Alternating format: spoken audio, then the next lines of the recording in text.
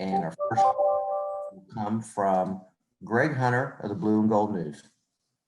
So Jalen, you would have been young last time West Virginia played Syracuse, but as a West Virginia kid, you may have some memories. Do you remember Syracuse and West Virginia games?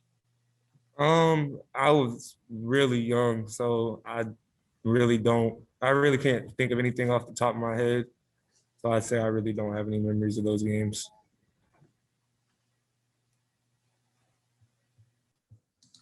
Our next question comes from Keenan Cummings. Hey, Jalen. You said obviously you don't know much about the old Syracuse games. What do you know about this team so far? What have you learned about it? And what did last night do for you, from a confidence perspective? I know you had struggled the past two games before.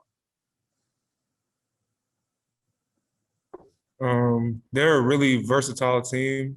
They can do a lot of different things. They have a lot of guys who can space the floor, a lot of guys who can bring the ball up, initiate their offense. And I'm really looking forward to the matchup that they present for us.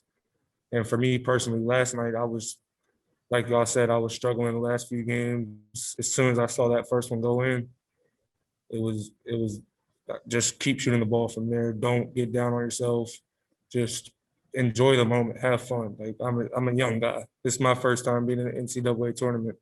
So it's just all playing with confidence, playing free, having trust in my teammates, having trust in my coaching staff, and just sky's the limit for us as long as we stay together.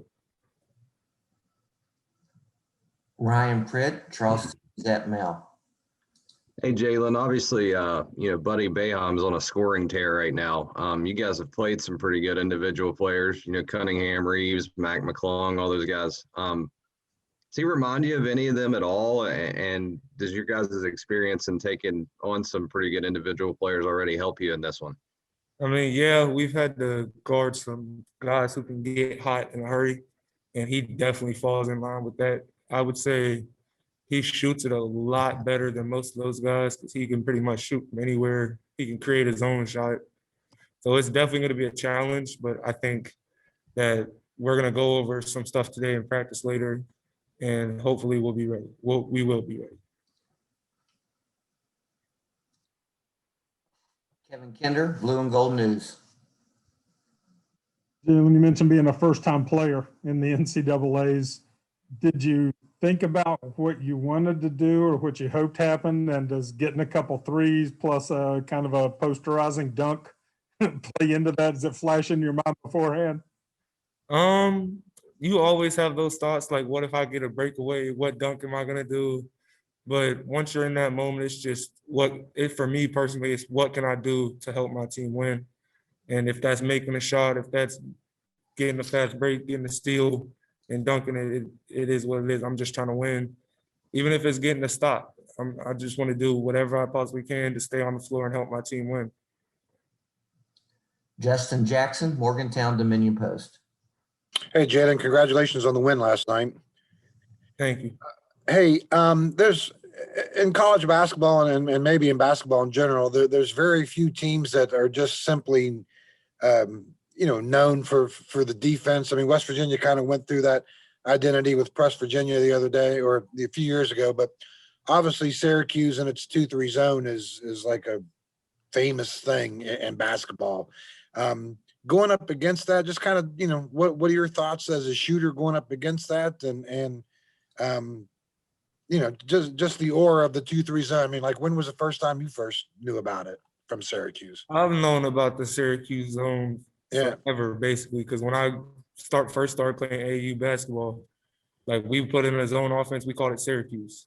On zone defense, we call it Syracuse, because that's just what they are known for. That's them. They have athletes. They run 2-3, and as a shooter, not saying it makes any difference from man to zone, but there's a lot more space and you can move out of line way better. And you can just create shots for yourself and for your teammates when people play zone because they're not really focused on you as much. So I'm really excited for this matchup. A follow-up in scouting Syracuse. I mean, obviously Jim's kid is their leading scorer. And when you guys look at him, is it hard not to just see him as a coach's kid other than, just being one of their best players? I mean, kind of, what's your take on that? I mean, he's a phenomenal player. So you have to look past the coach's kid part because he's obviously more than that, or he wouldn't be scoring 30 in the NCAA tournament. Like all these guys can play, and expect him, he can shoot from anywhere. We just gotta be up in him. We gotta be ready to go. Mike Casaza, 247. Hey, Jalen, how's your day? Pretty good. How's yours? Going well, thank you. I wanted to talk about your night last night, specifically after the game. You all are accustomed to late nights, but I imagine last night was different because the experience, your adrenaline, I'm sure your phone's going crazy. You got to get in touch with people. And then I don't know what happens after that. Like as far as trying to go to the bed, do they hand you an iPad with some film? Are you thinking about Syracuse? Just take me through from, the time and what happened once you all left the arena. So we probably got back to the hotel at like 1:30ish, and then I took a shower. I got in bed. I watched as much as the Moorhead game, as I could before I fell asleep, and that was basically it for me. Like they had food for us waiting at the hotel. I think it was pizza and wings. So we really were on our own after the game, and all the scouting and stuff starts today for us. John Antonic, WVUsports.com. Jalen, getting back to the 2-3 zone, everybody that's ever played a pickup game has played a 2-3 zone. What makes this zone so different, and how do you attack it in your eyes? It's just the way that they it's not even really a true zone.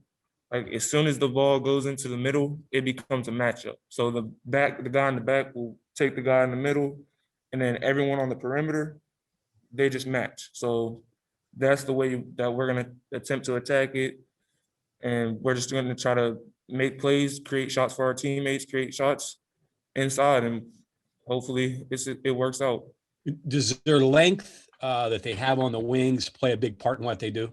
Yeah, that's why their zone's so successful, because they put guys out there who are athletes. They're 6'7", and it's really difficult to attack.